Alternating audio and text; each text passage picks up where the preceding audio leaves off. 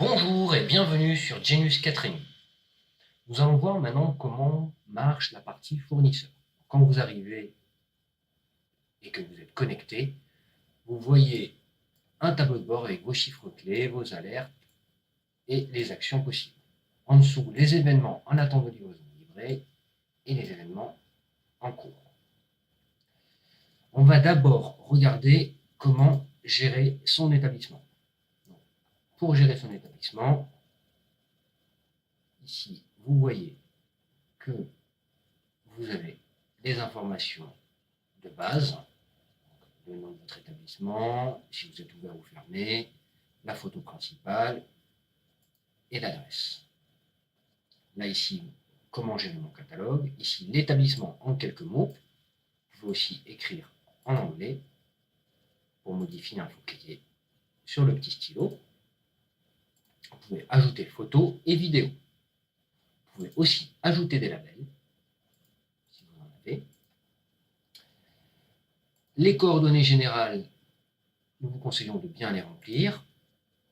Les données comptables, c'est la partie la plus importante en fait. Il faut vraiment que ça soit rempli parfaitement, notamment l'IBAN, le BIC, les conditions de règlement et comment le système facture. Le système va facturer pour vous.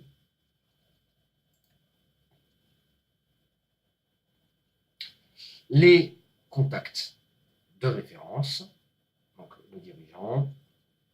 Vous pouvez modifier un contact ici. Mettre que là c'est un contact de vie. Vous pouvez ajouter un contact. Les documents de référence, votre plaquette, vos documents presse, d'autres informations qui peuvent être utiles, la plaquette commerciale, etc., les CGV.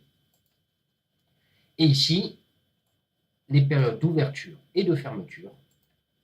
Donc si par exemple vous êtes fermé du 1er au 15 août, vous rentrez ici que vous refusez de gérer les prestations entre le 1er et le 15 août. Tout simplement, là, vous voyez, vous cliquez ici, après vous faites défiler. C'est très simple. Idem pour les refus de cotation. Si par exemple vous avez votre commercial qui est absente entre le 1er et le 7 août, et que vous ne souhaitez pas recevoir d'offres à ce moment-là, vous faites la même chose. Maintenant, on va voir comment gérer son catalogue.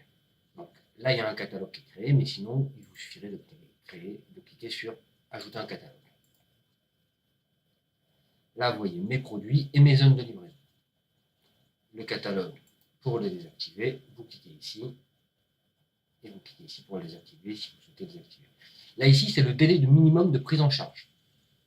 Vous pouvez indiquer par exemple par défaut 48 heures, et puis après, produit par produit, dire ce produit-là, je peux prendre une commande en compte 24 heures avant ou 36 heures avant.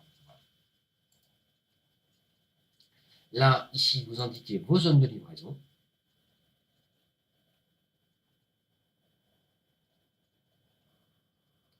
Et ici, vos produits. On rentrera un peu plus dans le détail ensuite. En fait, pour rentrer dans le détail, en fait, quand vous êtes sur une page et que vous ne savez pas comment faire sur cette page-là, vous cliquez ici sur le point d'interrogation et là, vous aurez une explication page par page. On va voir aussi rapidement mes produits. Donc là, vous avez tous les produits que vous avez, que vous pouvez bien évidemment filtrer ou pas avec mots-clés. Vous pouvez rentrer dedans, modifier, ajouter des images, ajouter des tarifs,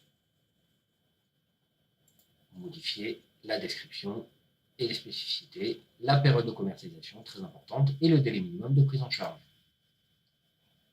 Ensuite, là, vous avez les commandes. Donc là, vous voyez ici 2 nouvelles commandes. Donc là, il faut indiquer au client que vous êtes capable de prendre en charge. Quand vous cliquez sur « Prendre en charge », vous affectez à un de vos chefs de projet, donc soit à vous-même, soit à une autre personne. La personne à qui vous l'affectez va recevoir un mail pour traiter la demande. Si vous voulez avoir un peu plus de détails, vous pouvez cliquer sur l'événement.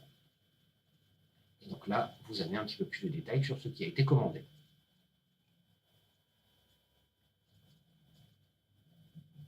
Notamment les informations de livraison.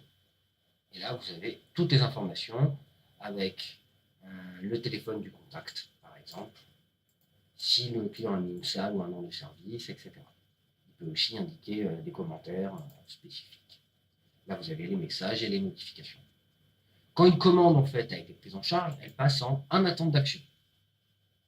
Donc là, on va cliquer dessus pour voir qu'est-ce qu'on peut faire. Donc là, on voit que il n'y a plus aucune action à faire de votre part, vous pouvez juste refuser la prestation, mais vous l'avez déjà validée.